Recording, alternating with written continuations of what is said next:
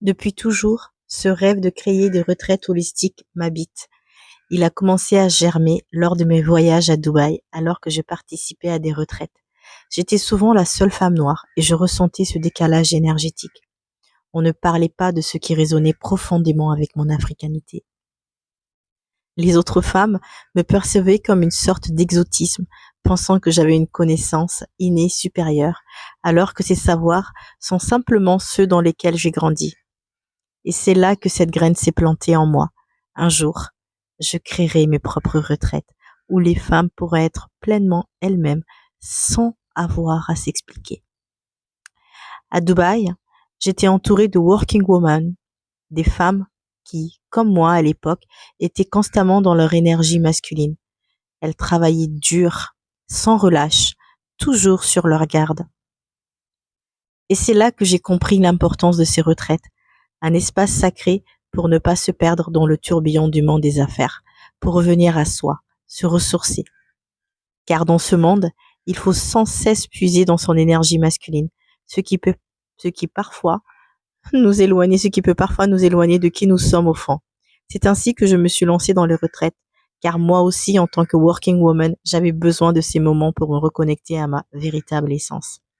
J'ai continué à explorer en Inde, en France, au Canada, et à chaque fois la même sensation d'être à part. C'est alors que l'univers a commencé à répondre à mes attentions. Après la naissance de ma fille, en conversant avec mon mari, ce rêve est devenu plus palpable.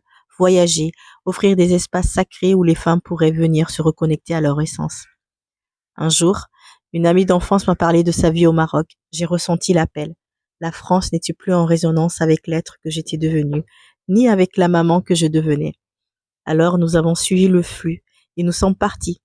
À Tagazout, tout s'est ouvert naturellement. J'ai organisé mes premières retraites et c'était comme si l'univers orchestrait chaque détail. Je pensais accueillir 10 femmes, mais finalement seulement 3 étaient là et c'est là que j'ai compris une autre dimension de la guérison. L'intimité, la profondeur, la connexion sacrée qui s'installe dans un petit cercle, là où chaque femme peut se déposer dans sa vulnérabilité. Aujourd'hui au Kenya, une nouvelle vibration s'installe. Le voyage est plus long, les billets d'avion plus chers, mais l'énergie est toujours aussi puissante. Alors pour honorer ce flux, j'ai décidé d'ouvrir mes retraites tout au long de l'année. Chaque femme peut venir quand elle se sent appelée, sans avoir à attendre un groupe.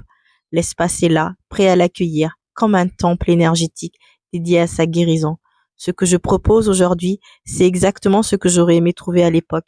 Un sanctuaire où l'on peut s'élever à son propre rythme, se reconnecter à soi, sans détour, ici, au Kenya. Cet espace de paix et de transformation est enfin manifesté comme un rêve quantique devenu réalité.